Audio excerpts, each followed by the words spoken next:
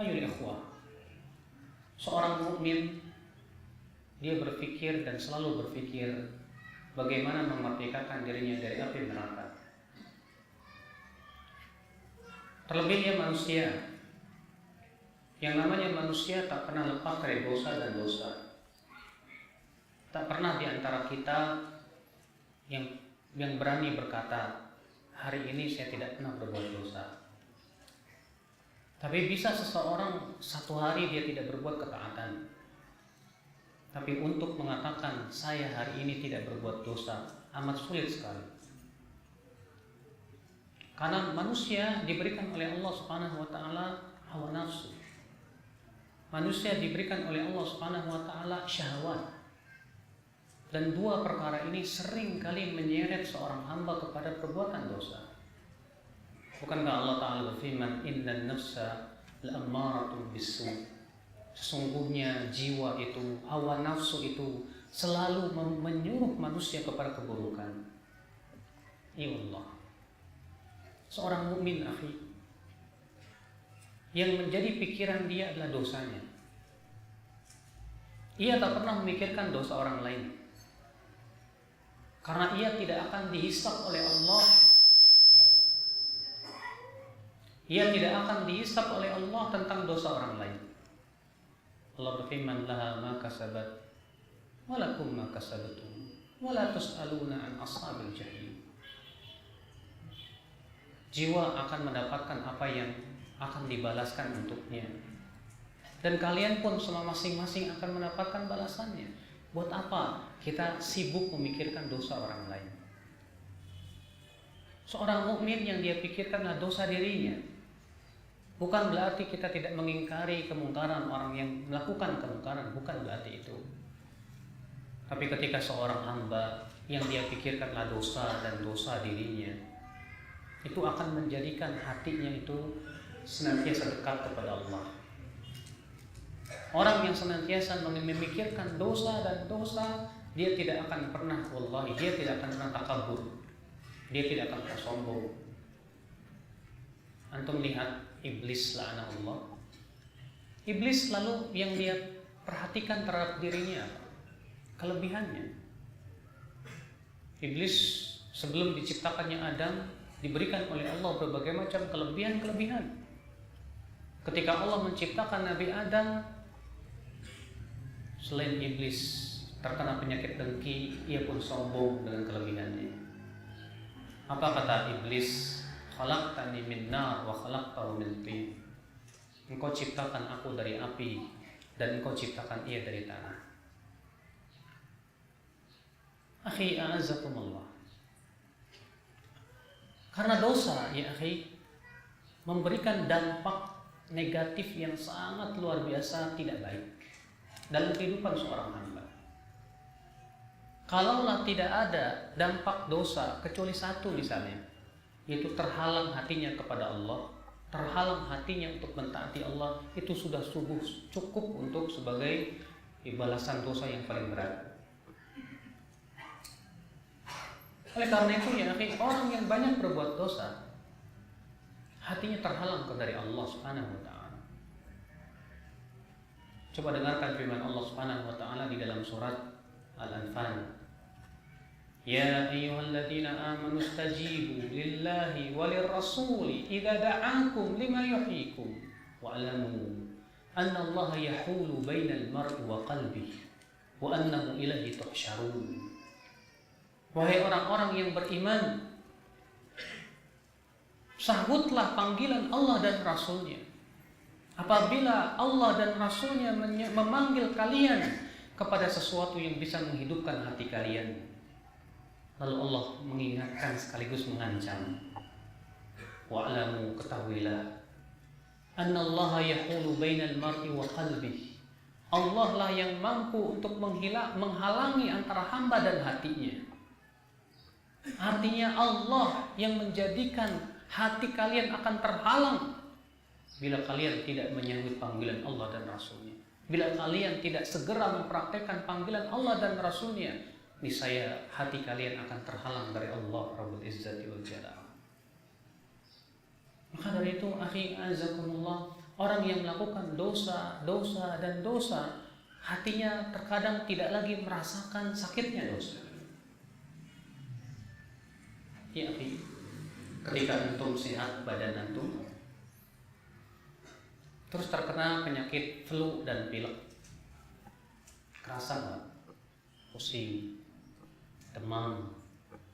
Kenapa antum merasakan pusing dan demam? Karena sebelumnya antum sehat badannya.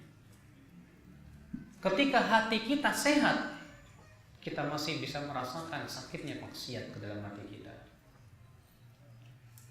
Ketika kita berbuat maksiat, hati kita gelisah, tidak tenang, tidak tentram. Kenapa? Karena hati kita masih bening. Oleh karena itu seorang sahabat ketika bertanya kepada Rasulullah tentang hakikat kebaikan dan keburukan, apa kata Rasulullah? Istafti qalbak. Coba minta fatwa ke hatimu itu. Fa innal birra matma'anna ilaihin nafs matma'annat ilaihin nafs watma'anna ilaihil qalb.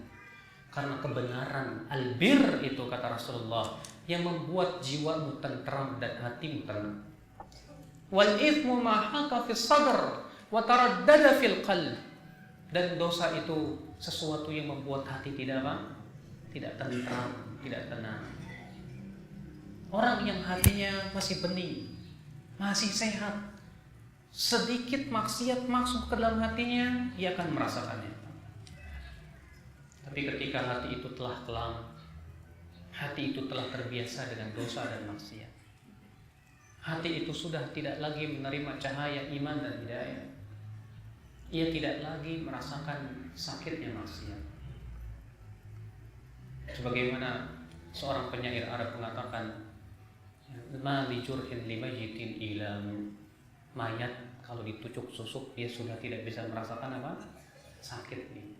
Antum tusuk mayat itu, apa dia mengerang? Apa dia merasa sakit? Tidak. Demikian pula hati apabila telah mati, apakah dia merasakan tusukan, sakitnya tusukan maksiat? Tidak. Ikhwatul Islam, a'azzakumullah. Bagi seorang mukmin kehidupan hati itu segala-galanya. Di dunia ini surga itu di hati kita. Ya, banyak orang yang memiliki surga dunia berupa harta, berupa kedudukan, tapi hatinya hitam, ia tidak bahagia. Hatinya hitam, ia tidak pernah merasakan ketentraman dan kebahagiaan. Tapi berapa banyak orang yang tidur di emper jalan, tapi karena ia beriman kepada Allah, bertakwa kepada Allah, dia bahagia. Makanya surganya seorang mukmin di dunia adalah di hatinya. Karena ia adalah tempat iman, ia adalah tempat tawakal, ia adalah tempat cinta kepada Rabbul Izzati wal Jalal. Maka kalau ternyata hati itu dihitamkan oleh dosa, buat apalah dia hidup di dunia? Dia tidak akan pernah merasakan kenikmatan yang abadi tentu nanti dalam kehidupan akhirat. Akal Islam azakumullah. Disebutkan dalam hadis yang dihasankan oleh Syekh Al-Albani rahimahullah bahwa Rasulullah SAW bersabda, Inna lillahi fil ardi aniyah.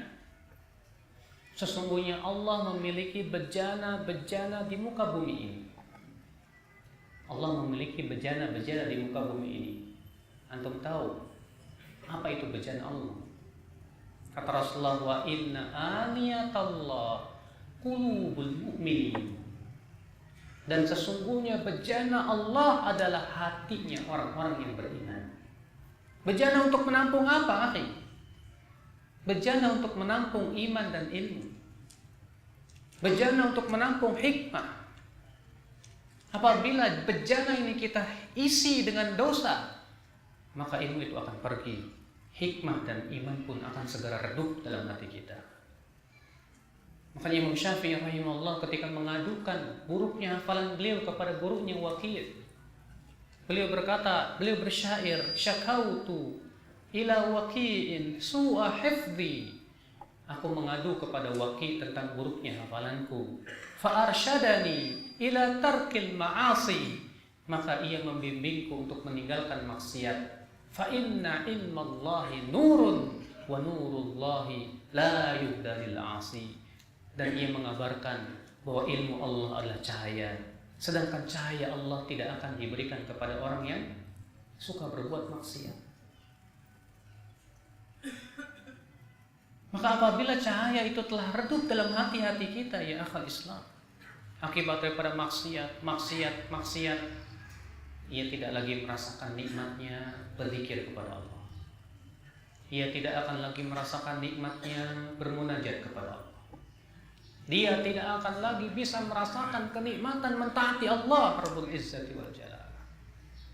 Bahkan bagi dia ketaatan itu hanyalah beban. Ya Allah. Makanya akhwal Islam azakumullah, orang yang hatinya dihitamkan oleh dosa dan maksiat, hatinya sudah tidak lagi mengenal mana yang hak dan mana yang batil, kecuali yang sesuai dengan hawa nafsunya saja. Sebutkan dalam hadis yang dikeluarkan oleh Muslim bahwa Rasulullah SAW bersabda, "Satu'radul fitan 'alal qulubi." Nanti fitnah akan ditampakkan ke hati kita, ka'ardil hasiri 'udan, seperti tikar yang dijalin seutas demi seutas. Fa ayyu qalbin ushribaha wa ashrabaha, hati mana saja yang menerima fitnah itu, nukitat fi qalbi nuktatun bayda, maka akan diberikan padanya gorisan hitam. Wa ayyu qalbin ankaraha, kata Rasulullah, dan hati mana saja yang mengingkarinya, nukitat fi qalbi nuktatun bayda. Hati mana saja yang mengingkari fitnah itu, maka akan diberikan pada hati tersebut gorisan putih. Hatta tasira qalbain, sehingga nanti kata Rasulullah hati menjadi dua. Qalbun aswad murbad kalquzi mujakhian la ya'rifu ma'rufan wa la yunkiru munkaran illa ma ushriba min hawa. Yang pertama, hati yang hitam kelam, tidak lagi ia bisa mengenal yang ma'ruf, tidak lagi ia bisa mengenal yang mungkar kecuali yang sesuai dengan hawa nafsunya saja. Wal akhar, sementara hati yang kedua, abyad, ia hati yang putih. Madamatis samawati wal ard, selama langit dan bumi masih ada. Coba tanya kepada diri kita, kita mau mendapatkan yang mana? Akankah kita ingin mendapatkan hati kita menjadi hitam kelam, hati yang sudah tak lagi mengenal mana yang ma'ruf, mana yang mungkar? Al-Hasan Al-Basri berkata, tanda fitnah telah masuk ke hati Anda. Apa tandanya? Engkau menganggap halal yang sebelumnya engkau pandang haram. Tadinya Anda melihat haram, tapi karena kita terbiasa dengan yang haram, akhirnya apa? Kita menganggap boleh-boleh saja. Berarti akhwat Islam ma'azakumullah, fitnah itu sudah masuk ke dalam hati kita. Mungkin antum pertama, ya, ketika melihat akhwat yang cantik di jalan, segera menundukkan pandangan, masya Allah, astagfirullah, atubu ilaih. Alhamdulillah, hati antum masih mengingkari. Tapi kok lama-lama malah jelalatan ya. Setiap ada perempuan cantik, cantik. Berarti ketahuilah hati antum sudah terkena fitnah. Fitnah berarti sudah masuk ke hati kita. Ketika antum mendengar musik misalnya, pertama antum mengingkari, apa ini? Tapi karena saking seringnya, akhirnya antum terbiasa. Tidak lagi hati kita mengingkari.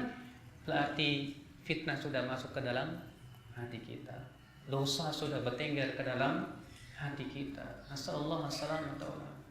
Sementara kita hidup di Indonesia ini, Pak, sudah setiap hari terbiasa dengan adanya apa? Fitnah. Wanita yang telanjang di mana-mana, maksiat adanya di mana-mana, sehingga akhirnya hati kita sudah tidak mengingkari lagi. Mungkin di awal kita panas, kita tidak ridho, tapi kemudian karena sudah kebiasaan, hati kita sudah tidak mengingkari lagi. Padahal kata Rasulullah, man ra'a minkum munkaran falyughayyirhu biyadi. fa illam yastati fa bilisani, fa illam yastati fa biqalbi, wa dzalika adhaful iman. Dalam satu riwayat, wa laysa wara'a dzalika min iman. Siapa yang melihat kemungkaran, hendaklah ia merubah dengan tangannya. Jika ia tidak mampu, hendaklah ia merubah dengan apa? Lisannya. Bila ia tidak mampu, hendaklah ia rubah dengan hatinya.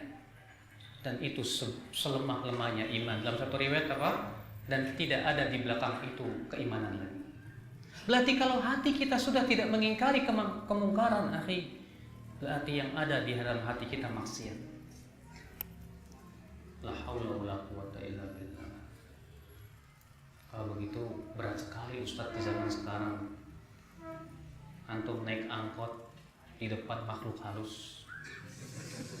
Antum naik kereta, antum naik bis, antum naik pesawat. Tapi kenapa hati kita biasa-biasa saja? Inna lillahi wa inna ilaihi raji'un. Ikhwatul Islam, a'azakumullah. Ini yang kita khawatirkan sebetulnya, Pak. Kalau kita terkena penyakit badan, kita merasakan, iya kan? Tapi terkadang ketika kita terkena penyakit hati, kita tidak merasakannya. Fa Allahul musta'an wa anitikalan akhal Islam, a'azakumullah. Ikhwatul Islam, a'azakumullah. Terlebih Ibnu Abbas mengingatkan akan dampak-dampak buruk dari maksiat yang luar biasa. Kata beliau, ya sahibad dzam, wahai pelaku dosa, ihdzar minadz dzam, hati-hatilah dari dosamu itu. Fa inna ma wara'a dzam akbar minadz dzam. Karena yang di belakang dosa lebih berat dari dosa. Apa itu di belakang dosa? Apa yang di belakang dosa yang lebih berat daripada dosa? Apa? Kata beliau, ketika kamu tidak merasa malu berbuat dosa, padahal orang-orang melihat kamu berbuat dosa, itu lebih berat daripada dosa.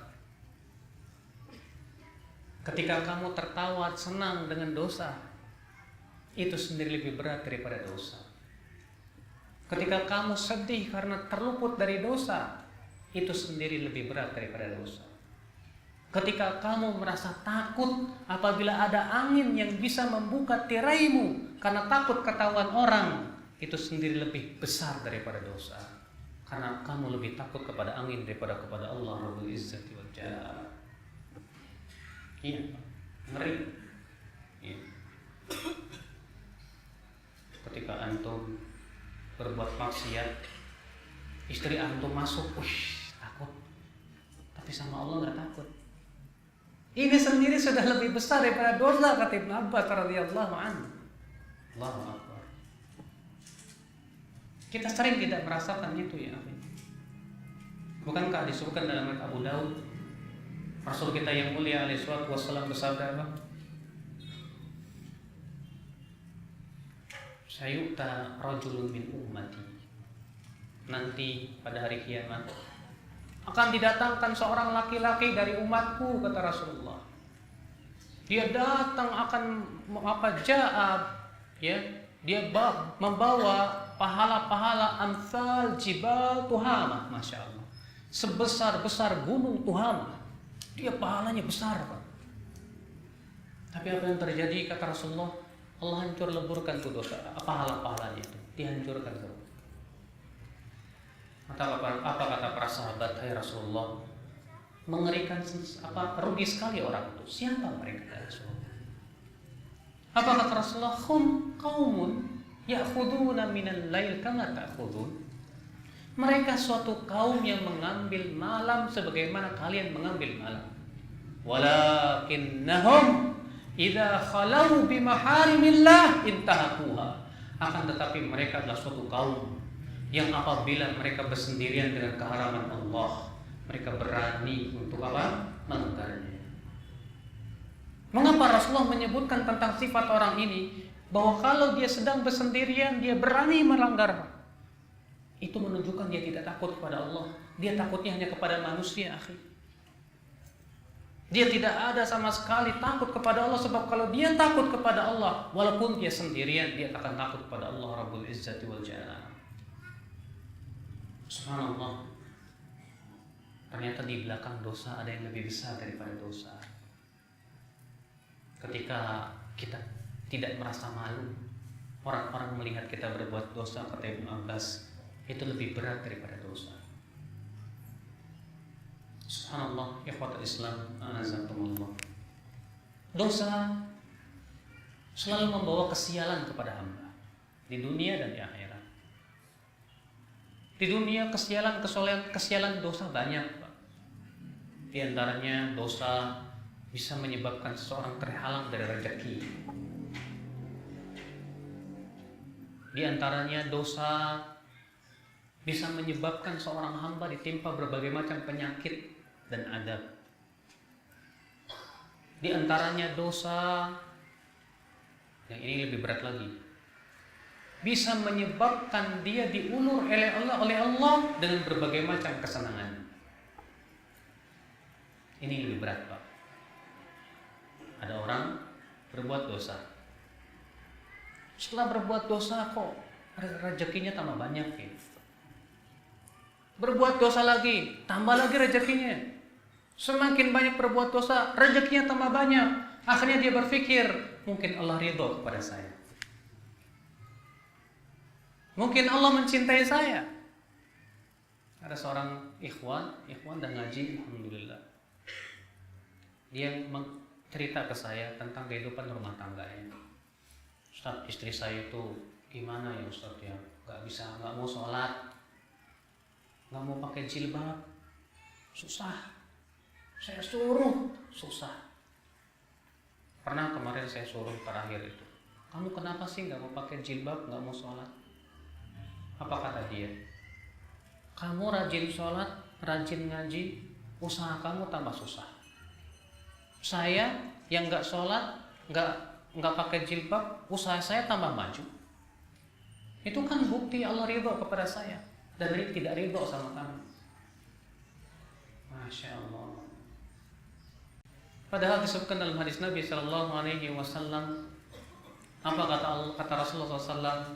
Idza ra'aitallah a'ta lil 'abdi ma ahabba minad dunya fa innama huwa istidraj. Iqra in syi'ta. Qala Allah Ta'ala, falamma nasu ma dzukiru bih fatahna 'alaihim abwaaba kulli syai' hatta idza farihu bima utu akhadnahum baghtah wahum la faidahum mublisun. Kata Rasulullah, apabila kamu melihat Allah memberikan kepada hamba apa yang dia inginkan dalam kehidupan dunia, wa huwa muqimun ala ma'siyati, sementara ia terus-menerus berbuat dosa, maka sesungguhnya itu adalah istidraj, diulur oleh Allah supaya tambah banyak dosanya.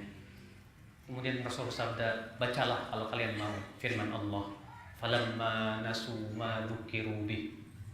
Ketika mereka meninggalkan peringatan yang diperingatkan kepada mereka, fatahna alaihim abwaaba kulli syai', kami bukakan pintu-pintu kesenangan, hatta idza farihu, sehingga apabila mereka telah bergembira dengannya, akhadnahum baghtah, maka kami pun sekonyong-konyong menimpakan adab kepada dia.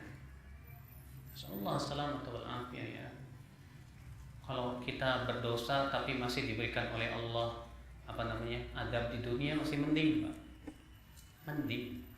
Kenapa dalam riwayat Tabrani kata Rasulullah, idza aradallahu bi 'abdin khaira, apabila Allah menginginkan kebaikan kepada seorang hamba, ajjalallahu al-uqubata fid dunya, Allah akan percepat sanksinya di dunia.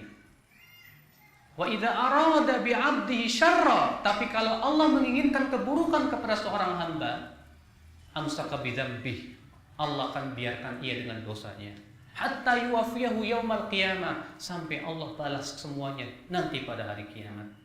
Innalillah. Makanya akhi, kalau kita sudah berbuat dosa, tiba-tiba kita kena bencana, kena musibah, ucapkan alhamdulillah. Ada seorang laki-laki disebutkan dalam sebuah riwayat dikeluarkan Imam Ahmad dan yang lainnya, ya. Dan disahkan oleh Syekh Al-Albani rahimahullah. Ada seorang laki-laki di zaman Rasulullah menggoda seorang akhwat. Karena akhwat ini, sahabiat ini tadinya memang bekas pelacur waktu zaman jahiliyahnya. Digodanya, ya. Kemudian si wanita ini berkata, "Mah, jangan begitu. Innallaha qad ja'ana bil Islam." Allah sudah mendatangkan kita Islam dan menghilangkan dari kita kesyirikan. Mendengar itu si laki-laki ini pun segera sadar. Ya, akhirnya dia pun meninggalkan si wanita tadi. Tapi apa yang terjadi? Rupanya dia menengok lagi ke si perempuan tadi. Sambil menengok jalan gitu kan. Pas dia menengok lagi, tahu-tahu tembok jedot. Aduh. Ya. Akhirnya dia mengadu ke Rasulullah, menceritakan tentang perihal itu kepada Rasulullah. Apa kata Rasulullah? Anta abdun aradallahu bika khairan. Kamu hamba yang Allah inginkan kebaikan buat kamu. Kenapa? Ketika kamu sudah berbuat maksiat, tiba-tiba kamu tertimpa musibah, ya, kejedot kepalanya, sakit, itu menggugurkan dosa dia. Tapi jangan sekali-kali minta apa kepada Allah begini, ya Allah, percepatlah adab saya di dunia, ya Allah. Jangan, Pak. Karena kita belum tentu kuat loh, Pak. Dalam riwayat Muslim, ya, Rasulullah SAW pernah mengunjungi seorang sahabat yang sakitnya lama, sampai kurus kering. Kemudian Rasulullah pun mengunjunginya. Rasulullah bersabda, "La'allaka sa'alta Allah syai'an." Barangkali kamu pernah minta kepada Allah sesuatu? Betul, hai Rasulullah. Apa permohonanmu kepada Allah? Aku dahulu memohon begini, ya Allah, semua adab yang Engkau hendak timpakan di akhirat, tolong timpakan kepadaku sekarang di dunia. Apa kata Rasulullah? Subhanallah, innaka lan tutiqa dzalik. Kamu tidak akan mampu itu. Ala taqul, kenapa kamu tidak ucapkan begini, Rabbana atina fid dunya hasanah wa fil akhirati hasanah wa qina adzabannar. Akhirnya si sahabat ini pun mengucapkan tadi, Allahumma Rabbana atina fid dunya hasanah wa fil akhirati hasanah wa qina adzabannar. Tak lama kemudian sembuh. Masya Allah, kepada Islam, azakumullah. Jadi, akhi, dosa selalu membuat orang sial. Sementara ketaatan memberikan kepada kita keberkahan dalam kehidupan. Ada sebuah cerita yang menarik, seorang ulama yang usianya sudah tua 90 lebih, tapi badannya masih kuat dan tegap. Ya, ketika ia berlayar, sesampainya di daratan dia loncat dari perahu itu. Lalu dia tanya, "Hai fulan, kok kamu sudah tua tapi badanmu masih kuat sih?" Kata dia, "Ini badanku waktu aku masih muda aku pelihara dari maksiat. Sekarang ketika aku sudah tua Allah pelihara badanku." Berarti yang sering sakit-sakitan meko saya. Ya belum tentu juga. Ya. Karena terkadang dalam satu riwayat Imam Ahmad, apabila Allah menginginkan derajat yang tinggi bagi seorang hamba, tapi ternyata amalannya nggak sampai, maka apa yang terjadi? Kata Rasulullah, Allah berikan musibah kepada dia. Musibah sampai kepada derajat yang telah Allah tentukan, dari derajat yang tinggi tersebut. Akhul Islam, ikhwatul Islam, azakumullah. Yang jelas dosa selalu memberikan kesialan. Ya. Dosa selalu memberikan kerugian. Ada seorang sahabat, seorang tabi'in bercerita, saya lupa antara Abdullah bin Mubarak atau Muhammad bin Al-Muqadir, antara dua orang ini, tapi lebih kuat kepada Abdullah bin Mubarak. Dia pernah bercerita bahwa saya pernah berdagang, berbisnis, kemudian ditipu. Akhirnya ludes sehingga hutangnya banyak, ditangkap, di penjara. Akhirnya dia baru ingat, rupanya 20 tahun yang lalu dia pernah meledek temannya yang bangkrut. Ya. Kemudian Abdullah bin Mubarak berkata, ini semua akibat kesialan dosa. Dulu 20 tahun yang lalu saya pernah meledek teman saya, "Hei bangkrut." Sekarang aku yang kena bangkrut. Iya. Bayangkan, hanya ucapan meledek orang saja, "Hei bangkrut," ternyata Allah balas nanti suatu ketika. Kita tidak tahu kapan Allah balas itu dosa. Hanya Allah yang Maha tahu. Ikhwata Islam, azakumullah. Maka dari itu hati-hatilah dari dosa ya. Nah, karena hidup manusia terutama kita di akhir zaman ini sulit sekali lepas dari dosa. Sulit sekali Pak, sulit sekali. Karena dosa bertebaran di mana-mana. Kecuali kalau antum kerjaannya di rumah, baca buku, itulah. Tapi sulit sekali karena antum, kita semua harus cari nafkah ya kan. Kita semua harus keluar. Ada yang pergi ke pasar, ada yang pergi ke kantor, ada yang pergi ke berbagai macam tempat. Ya. Di jalan dosa, maksiat di mana-mana. Fitnah di mana-mana. Sulit sekali. Maka yang kita pikirkan di zaman sekarang adalah bagaimana mencari penebus dosa kita. Apa yang bisa meleburkan dosa-dosa kita. Dan subhanallah, ini adalah merupakan kasih sayang Allah kepada kita, hamba-hambanya. Allah sayang kepada kaum mukminin karena Allah Maha tahu hamba-hamba manusia itu tidak lepas dari dosa. Tidak antum, tidak saya. Semuanya tidak lepas dari dosa. Maka dari itu akhwat Islam azakumullah, kita butuh kepada amalan-amalan penebus dosa. Dan subhanallah, ternyata yang menjadi perbincangan para malaikat yang ada di langit adalah amalan penebus dosa. Semoga dalam hadis yang dikutip Imam Ahmad, Rasulullah SAW menyebutkan tentang mimpinya. Kata Rasulullah, "Ra'aitu Rabbi fi ahsani suratin." Aku bermimpi bertemu dengan Allah dalam bentuk yang sangat indah.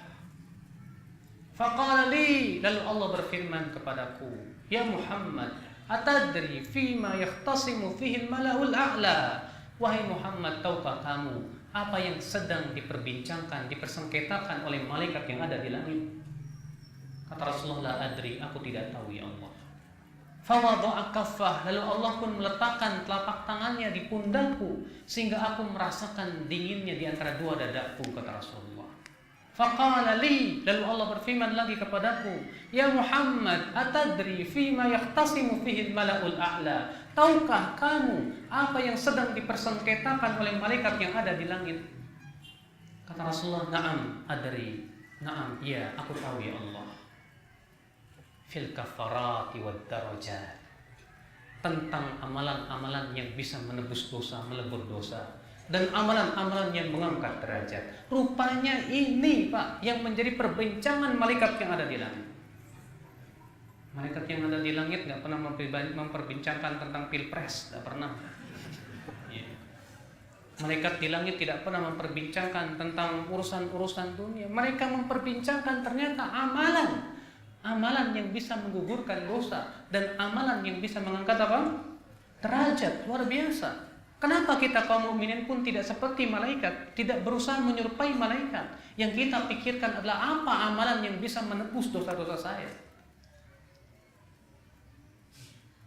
Ikhwata Islam azakumullah, ternyata dalam Al-Quran dan hadis banyak sekali amalan-amalan yang bisa menebus dosa-dosa kita.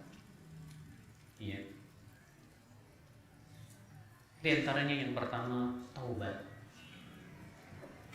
Dan ini syarat mutlak seseorang untuk diberikan ampunan oleh Allah.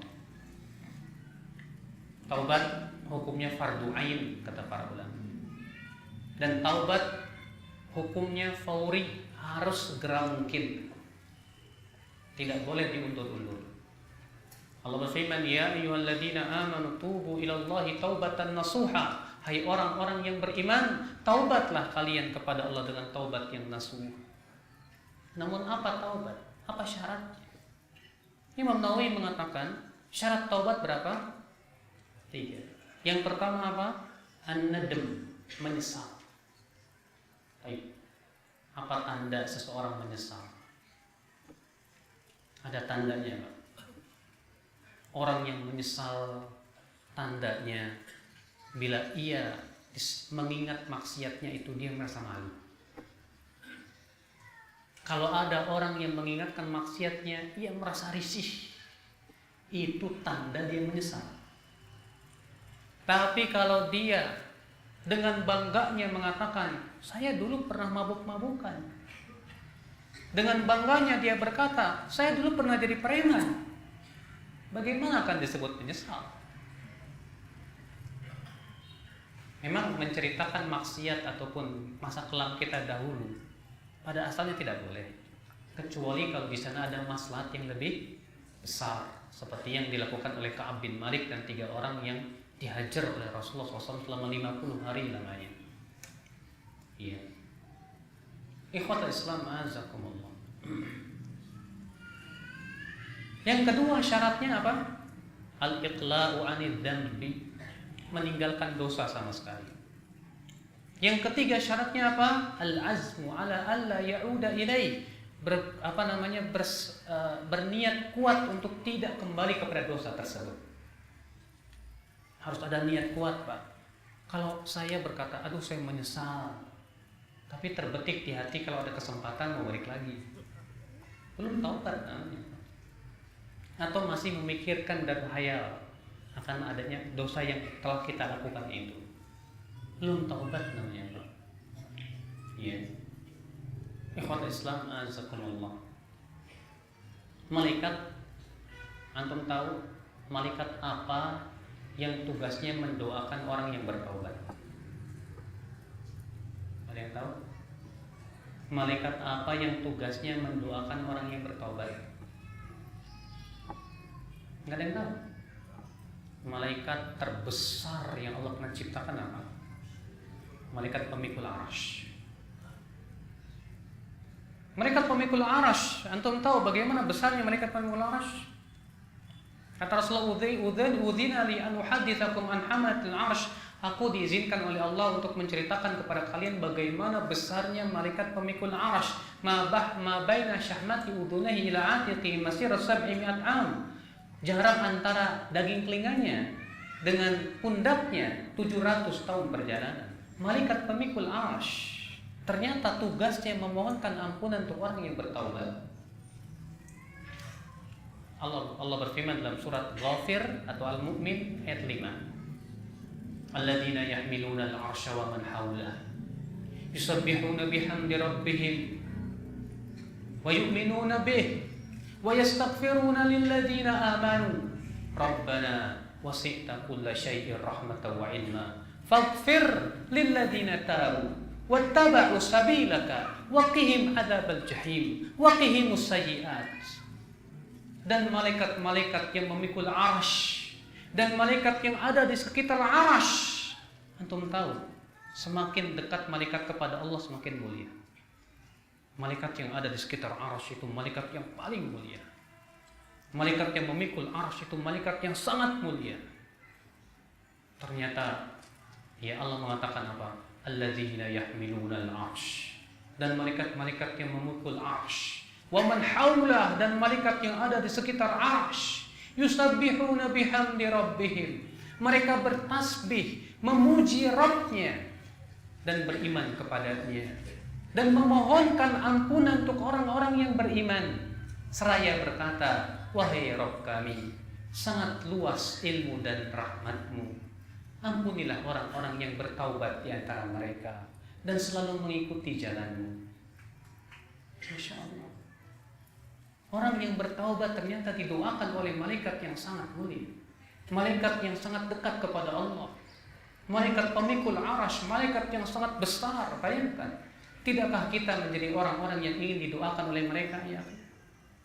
Bahkan taubat itu sendiri, akhi, membuat Allah gembira.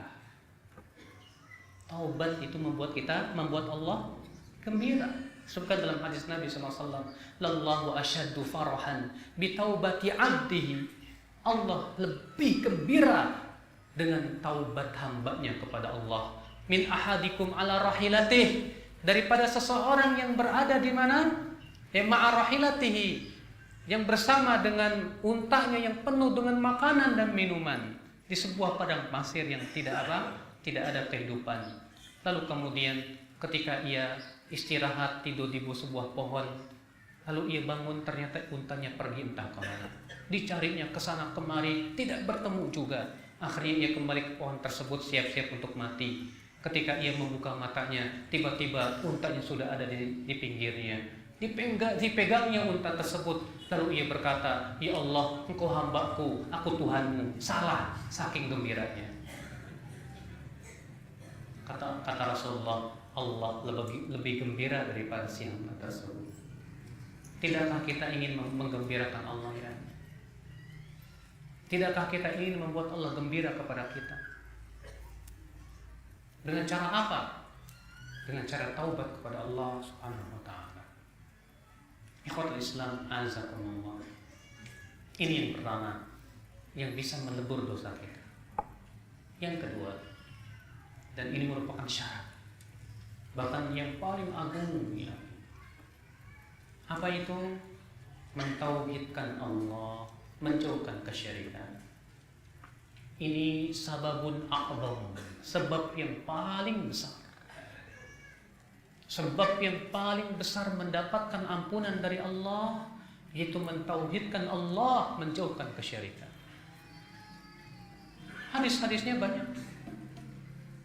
Di antaranya Allah Subhanahu wa taala berfirman, "Innallaha la yaghfiru an yushraka bih wa yaghfiru ma duna dzalika liman yasha." Sesungguhnya Allah tidak mengampuni dosa syirik, namun mengampuni dosa yang lebih rendah dari syirik. Bagaimana kalau dia tidak mempersekutukan Allah dan tidak melakukan dosa yang lebih rendah dari kesyirikan? Tentu lebih kuat lagi untuk mendapatkan ampunan. Di antaranya hadis yang diriwayatkan Tirmidzi. Hadis ini adalah hadis qudsi di mana Allah Ta'ala berfirman, "Ya ibna Adam, innaka law ataitani bi qurabil ardi khataya." Hai anak Adam, kalau engkau datang kepadaku dengan membawa dosa sepenuh bumi, summa laqitani, kemudian kamu bertemu denganku yaitu meninggal dunia, la tusyrik bi syai'a, dalam keadaan kamu tidak mempersekutukan aku sedikit pun juga, la ataituka bi qurabihal maghfirah, aku akan datang dengan membawa ampunan sepenuh bumi juga. Allahu Akbar. Bila kita meninggal dalam keadaan tidak mempersekutukan Allah, Allah akan datang membawa sepenuh bumi ampunan. Ibnu Majah meriwayatkan dalam sunannya, dan hadisnya sahih dengan syawahid-syawahidnya juga. Kata Rasulullah, "Yusahu birajulin yaumal qiyamah amamal khalaiq." Nanti akan ada seorang laki-laki yang akan dipanggil pada hari kiamat di hadapan seluruh makhluk. Faturadu lahu tis'atun wa tis'una sijillan. Lalu akan diperlihatkan padanya 99 catatan. Kullu sijillin maddal basar. Setiap catatannya sejauh mata memandang. Isinya dosa. Lalu Allah berfirman kepada si hamba, "Atunkiru hadza?" Apakah kamu mengingkari dosa-dosamu ini, hai hamba-Ku? Si hamba berkata, "Tidak ya." Adzalamat kakatabatil hafidhun, atau malaikat yang mencatat amalanmu telah menzalimimu? Si hamba berkata, "Tidak ya." Ala ta'udzur, atau kamu punya alasan? Si hamba berkata lagi, "Tidak ya." Si hamba ini sudah yakin akan dilemparkan dalam api neraka. Maka Allah berfirman, "Bala innalaka indana hasanah." Ya, kamu memiliki sebuah kebaikan di sisi kami. Fatukhraju lahu bitaqah, dikeluarkan sebuah kartu bertuliskan asyhadu an la ilaha illallah wa asyhadu anna muhammadar rasulullah. Apa si hamba berkata, "Ya Rabb, ma hadhihi sijillat, ma hadhil bitaqah." Apa hebatnya kartu ini dibandingkan dengan 99 catatan itu? Allah berfirman, "Innaka la tudzam." Kamu tidak dizalimi. Lalu kemudian dibawalah timbangan. Kartu disimpan dalam satu neraca dan 99 catatan disimpan dalam neraca yang lain. Berat kartunya, Allah ampuni dosa. Kasihan baik yang berdiri pada maju nggak apa-apa. Maju, teman-teman maju. Kemudian yang ketiga, amalan penebus dosa. Sholat. Sholat itu melebur dosa-dosa kita. Kata Rasulullah, "Innaka lan tasjuda sajdatan lillah illa rafa'allahu bika darajah wa huttat anka biha khati'ah. Tidaklah engkau sujud sekali sujud saja kepada Allah, kecuali Allah akan angkat satu derajat dan Allah akan gugurkan satu dosa, dan Allah tuliskan untukmu satu kebaikan. Sukan dalam hadis juga yang disahihkan oleh Syekh Al-Albani, seorang hamba apabila qama yusolli, berdiri sholat, maka dosanya disimpan di mana? Kepalanya. Ketika ia ruku, dosanya berguguran. Ketika ia sami Allahu liman hamidah, disimpan lagi dosanya di mana? Kepalanya. Ketika ia sujud, berguguran lagi. Subhanallah. Makanya Rasulullah SAW menganjurkan umatnya untuk banyak memperbanyak sholat. Dan Rasulullah mengabarkan bahwa amalan yang paling utama di sisi Allah sholat. Ya.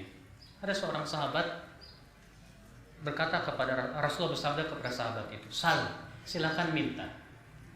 Apa kata sahabat ini? "As'aluka murafaqataka fil jannah." Aku minta agar aku bisa menjadi temanmu di surga. Kata Rasulullah, "Allah waradhalik." Apa tidak ada lain permintaannya?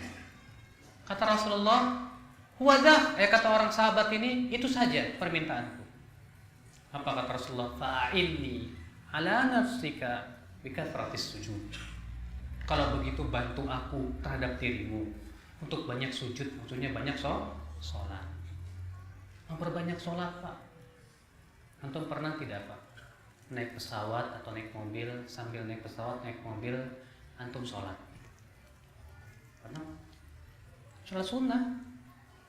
Dahulu Rasulullah SAW itu, Pak, kalau beliau naik kendaraan gitu, beliau memperbanyak sholat sunnah di atas kendaraan. Ibnu Umar juga melakukan begitu. Nah, antum misalnya di pesawat, antum misalnya di mobil atau di kereta, daripada antum bengong sini situ, mendingan antum sholat sambil duduk, gak masalah, memperbanyak sholat. Ya, Masya Allah. Ikhwat Islam, azakumullah. Kemudian di antara amalan lain yang bisa menggugurkan dosa, sedekah, zakat dan yang lainnya itu masuk sedekah. Ini berdasarkan hadis yang diriwayatkan Tirmidzi bahwa Rasulullah SAW bersabda, "As-sadaqah tudfi'ul khati'ah kama yudfi'ul ma'un nar." Sedekah itu bisa memadamkan dosa sebagaimana air bisa memadamkan apa? Api. Masya Allah. Banyak bersedekah. Kalau bisa kita bersedekah setiap hari, alhamdulillah. Karena Rasulullah mengabarkan bahwa setiap hari ada dua malaikat turun. Malaikat yang pertama mendoakan, Allahumma a'ti munfiqan khalafa, ya Allah berikan ganti kepada orang yang berinfak.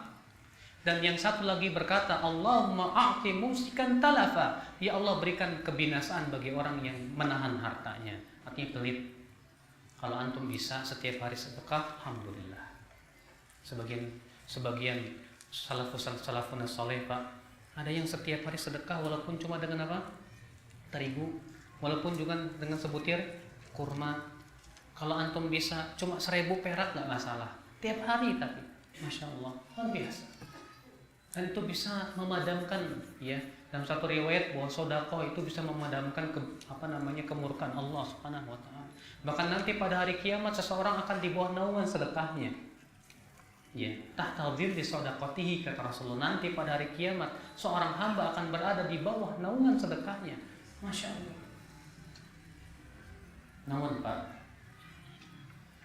Bapak tahu tidak kenapa Rasulullah SAW sedekahnya lebih banyak di bulan Ramadan? Ada sebuah rahasia. Mengapa Rasulullah SAW sedekahnya banyak di bulan Ramadan, Bapak sekalian? Ibnu Rajab memberikan sebuah rahasia. Sedekah itu memadamkan dosa, ya kan? Sedangkan puasa junnatun tajunnu bihal abdu minan nar. Ia adalah tameng yang bisa menamengi seorang hamba dari api neraka. Bayangkan, kalau antum punya tameng tapi nggak punya pemadam gimana? Atau punya pemadam tapi nggak punya tameng? Tapi kalau antum punya pemadam, punya tameng, maka kata Ibnu Rajab, ini lebih kuat lagi untuk memadamkan api neraka. Ini lebih kuat lagi menyelamatkan seorang hamba dari api neraka. Makanya subhanallah akal Islam, di saat antum sedang berpuasa, di saat itu antum banyak-banyak sedekah. Kenapa? Karena antum telah mengumpulkan dua amal ibadah yang luar biasa yang bisa menyelamatkan seorang hamba dari api neraka. Ya Allah. Ikhwatul Islam, di antaranya banyak berzikir. Zikir kita menggugurkan dosa. Antum berucap subhanallah, kata Rasulullah, siapa yang mengucapkan subhanallah, diangkat untuknya, ya, dituliskan untuknya 20 kebaikan dan digugurkan darinya 20 dosa. Siapa yang mengucapkan Allahu Akbar, ditulis untuknya 20 kebaikan, digugurkan darinya 20 dosa. Siapa yang mengucapkan la ilaha illallah, dituliskan untuknya 20 kebaikan dan digugurkan darinya 20 dosa. Siapa yang mengucapkan alhamdulillahirabbil alamin, dituliskan untuknya 30 kebaikan dan digugurkan darinya 30 dosa. Masya Allah. Saya mau tanya sama antum, ucapan tadi mudah apa tidak? Apa susahnya sih sambil kita duduk subhanallah, alhamdulillah, la ilaha illallah, Allah. Apa susahnya sih sambil antum nyetir subhanallah, alhamdulillah, la ilaha illallah, Allah. Apa susahnya sih antum sambil kerja sementara lisan antum basah dengan zikir kepada Allah? Masya Allah, akhi. Ada seorang sahabat berkata kepada Rasulullah, ya Rasulullah, inna syara'i al-Islam qad katurat. Syariat Islam sudah banyak, ya Rasulullah. Fa'amurni bi amrin faslin wala tukthir alai. Tapi tolong, ya Rasulullah, berikan kepada saya satu perintah saja. Atasyabbatu bih, yang aku bisa pegang. Tapi jangan banyak-banyak. Lihat sahabat ini berkata kepada Rasulullah, hai Rasulullah, syariat Islam sudah terlalu banyak. Berikan aku satu perintah saja yang aku bisa pegang, tapi jangan banyak-banyak. Apa kata Rasulullah? La yazalu lisanuka rabban min dzikrillah. Senantiasa lidahmu basah dengan berzikir kepada Allah. Masya Allah. Indah sekali Pak ketika bibir kita dihiasi dengan zikir. Indah sekali hati kita Pak ketika hati kita senantiasa tak lepas dari berzikir dan berzikir kepada Allah. Sampai-sampai kalau kita marah pun juga zikir isinya. Antum marah sama istri atau anak, antum bilang Allah yahdik, Masya Allah, isinya zikir. Ya. Antum terkejut, antum berzikir. Antum kepleset baca bismillah, zikir, sehingga lisan itu terbiasa apa? Zikir. Sementara orang yang tidak terbiasa zikir terkejut, astaga. Astaga katanya. Ya. Ketika dia marah, kebun binatang keluar semua. Allah musta'an. Seorang muslim tidak demikian. Lidahnya terbiasa berzikir kepada Allah Rabbul Izzati wal Jalal. Maka dari itu, akhi, ya, ini bisa menggugurkan dosa-dosa kita. Bahkan, Pak, pertahanan kita dari setan yang paling kuat itu zikir, Pak. Yang disebutkan oleh Al-Imam As-Suyuti dalam kitab Jami' As-Shaghir dan disebutkan oleh Syekh Al-Albani rahimahullah. Bahwasanya Allah memerintahkan Nabi Yahya untuk kepada 5 perkara dan agar menyampaikan kepada Bani Israel.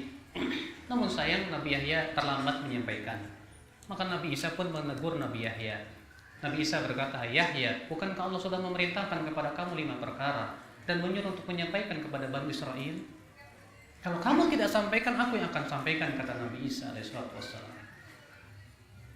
Apa kata Nabi Yahya? Tidak, biar aku yang menyampaikan. Apa yang disampaikan dari 5 perkara yang terakhir apa? Alaikum bidzikrillah. Hendaklah kalian berzikir kepada Allah. Karena perumpamaannya seperti orang yang dikejar musuh, lalu ia berlindung dalam sebuah benteng yang sangat kokoh. Itulah zikir kepada Allah. Ingat Pak, setan tak pernah tidur memperhatikan kelalaian hati kita. Ketika hati kita lalai, setan masuk dan memberikan was-was. Tapi ketika hati kita berzikir, setan tidak akan bisa menggoda kita. Ibnu Abbas berkata, "Asyaitan jathimun ala qalbi ya muslim." Setan itu selalu memperhatikan hati seorang mukmin. Diperhatikan terus oleh setan. Kapan lalainya ini? Fa in dzakarallah khanas. Kalau ternyata si mukmin berzikir terus kepada Allah, setan ngumpet, Pak. Takut dia. Wa in ghafila waswas. Tapi kalau setan itu kalau seorang mukmin itu lalai, disitulah setan akan memberikan apa? Was-was. Coba kalau antum nggak berzikir, antum mikir apa? Imam mikir dunia, imam mikir wanita, imam mikirin harta, iya kan? Lalu setan pun memberikan angan-angan. Wah, andai, wah, sudah lupa untuk berzikir kepada Allah. Iya. Apalagi kalau antum di WhatsApp ngomongin poligami, paling ramai ya. Iya. Ikhwatul Islam azakumullah wa iyyakum. Seorang mukmin berusaha, Pak. Hatta dalam ngobrol di majelis saja diwarnai dengan zikir kepada Allah. Kata Rasulullah, "Man jalasa majlisan," siapa yang duduk di sebuah majelis, la yuzkaru fiha ismullah, tidak disebut nama Allah di situ. Walam yusalla 'alan nabi, tidak pula bersalawat terhadap Rasulullah. Illa kanat alaihi tirah, kecuali nanti akan menjadi kekurangan buat dia pada hari kiamat. Insya'a adzabah wa insya'a ghafarallah. Jika Allah kehendaki, Allah akan adab dia, dan jika Allah kehendaki, Allah akan maafkan dia. Dalam satu riwayat yang lain, tidaklah ia bangkit dari majlis itu kecuali seperti bangkai keledai. Kita ngobrol, selingilah dengan bacaan subhanallah, alhamdulillah, ngobrol apapun juga. Supaya apa, Pak? Supaya obrolan kita ini tidak menjadi penyesalan kelak pada hari. Adalah Rasulullah kalau duduk di majlis manapun juga, Rasulullah SAW selalu menutup dengan apa? Subhanakallahumma wa bihamdika asyhadu an la ilaha illa ant astaghfiruka wa atubu ilaik. Sehingga menggugurkan dosa-dosa kita selama kita pembicaraan tadi dalam, walaupun di WhatsApp sekalipun antum lagi ngobrol gitu, lagi rame, kalau bisa setelahnya ditutup dengan subhanakallahumma wa bihamdika, karena bisa jadi kita mengucapkan kata-kata yang tidak diridhai oleh Allah Subhanahu wa taala. Nah, akal Islam di antara yang menggugurkan dosa, pergi ke masjid, demikian pula menunggu sholat, menuju sholat berikutnya di masjid, dan menyempurnakan wudhu di saat-saat sulit. Hadisnya sebagian sudah saya sebutkan tadi, tentang mimpi Rasulullah melihat Allah, di mana Rasulullah SAW bersabda, "Ra'aitu Rabbi," aku bermimpi melihat Allah. Lalu Allah berfirman kepadaku, "Hai Muhammad, tahukah kamu apa yang sedang diperbincangkan oleh malaikat yang ada di langit?" Kata Rasulullah, "Iya, tentang amalan yang bisa menggugurkan dosa dan amalan yang bisa mengangkat derajat." Kemudian Rasulullah menjelaskan, "Fa ammal kafarat," adapun amalan yang bisa menggugurkan dosa, "famasyul aqdami ilal jama'at," maka yaitu melangkahkan kaki menuju sholat berjamaah. "Wantidharu sholawati ba'da sholawat," menunggu satu sholat sampai sholat berikutnya. "Wa isbagul wudu'i indal makruhat," dan menyempurnakan wudu di saat sulit. Apa kata Allah? Allah berfirman kepada Nabi Muhammad, dengarkan ini, luar biasa. Kata Rasulullah, kata Allah, "Shadaqta ya Muhammad," kamu benar hai Muhammad. "Faman fa'ala dzalik," siapa yang melakukan ini, "asya bi khair," ia akan hidup dalam keadaan baik. "Wa mata bi khair," dan ia akan meninggal dalam keadaan baik. "Wa kana min khati'atihi kayaumi waladatu ummu," dan dia akan kembali kepada Allah dalam keadaan seperti dilahirkan oleh ibunya, bersih dari dosa. Hanya 3 amal. Yang pertama apa? Pergi ke masjid, sholat berjamaah rutin. Yang kedua apa? menunggu satu sholat sampai sholat berikutnya. Antum misalnya setelah sholat maghrib baca Quran di masjid, duduk terus, apalagi sambil mendengarkan taklim sampai sholat isya, menunggu, masya Allah, alhamdulillah. Yang ketiga apa? Menyempurnakan wudu di saat sulit, ketika saat dingin atau ketika sedang sakit, antum sempurnakan wudu antum 3 kali, masya Allah. Ternyata itu Pak, Allah memberikan jaminan kepada orang yang melakukan 3 tadi apa? Dia akan hidup dalam keadaan baik. Dia pun akan meninggal dalam keadaan baik. Siapa di antara kita yang tidak ingin meninggal dalam keadaan baik? Lakukan ini.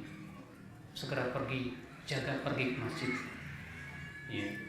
Seorang mukmin itu ketika mendengar adzan dari masjid, rindu hatinya, Pak. Ingin segera pergi bermunajat kepada Allah. Ya. Nah ini akal Islam, azakumullah. Bahkan perginya kita ke sholat Jumat itu lebih besar lagi pahalanya. Satu langkahnya kata Rasulullah sama dengan sholat malam setahun penuh.